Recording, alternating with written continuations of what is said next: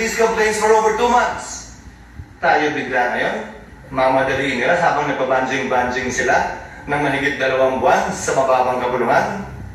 Pangalawa, bagaman tama si Senator Pimentel at sang-ayon ako na pwede tayo mag-trial habang recess. Ginawa na po yan sa kaso ni Chief Justice Corona.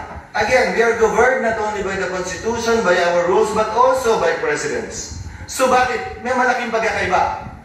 Dapat nasimulan, na-refer, at nagkaroon ng plenary action sa articles of impeachment upang makonstitute ang impeachment court bago ito magpatuloy habang recess. Maraming nagsabi, mag-trial na tayo, mag-convene na tayo, sumampa na tayo habang recess. Sa panahon palagay ko, nabagyan sa ating batas at dun sa mga talagang gustong matanggal si Vice President Sara Duterte, dun sa mga galit sa kanya, inis sa kanya, gustong madali itong impeachment. Para mo lang binigyan siya ng dagdag na balang questionin ito sa Korte Suprema dahil hindi po pwede yan. At hindi po ako papayag na mangyari at gawin yan dahil lamang gusto nila at nagmamadali sila.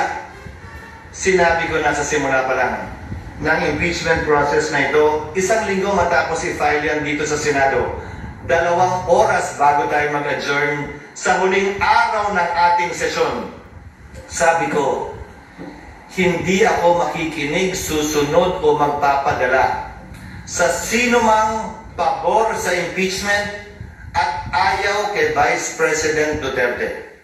Hindi ako magpapadala sa ayaw sa impeachment at gusto si Vice President Duterte.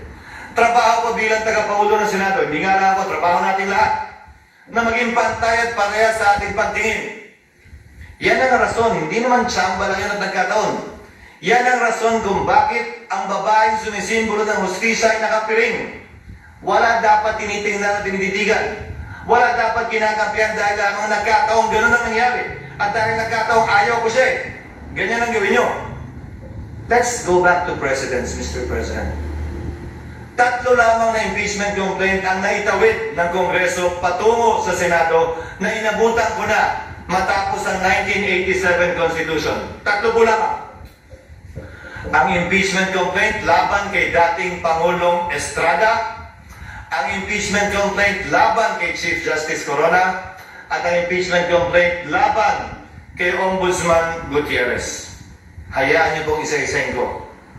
Isinampa ang impeachment complaint laban kay Pangulong Estrada noong Nobyembre. Nung nag-recess ang Senado, tumigil ang trial. Nag-resume sila pagkatapos ng recess. May nagreklamo ba? May nagsabi, "Uy, portwida." Yan ang president ng Senado.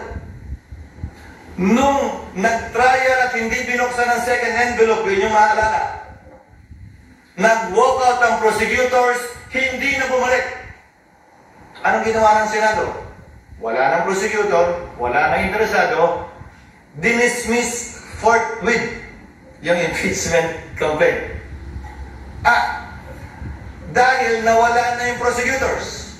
Tama nga naman.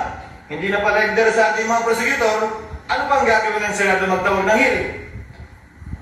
Sa kaso ni Chief Justice Corona, sinampa 5 araw bago mag-adjourn ng Senado. Nagsimula ang trial pag-resume pagkatapos ng Christmas break, pero bago mag-break o habang break, nag-issue ng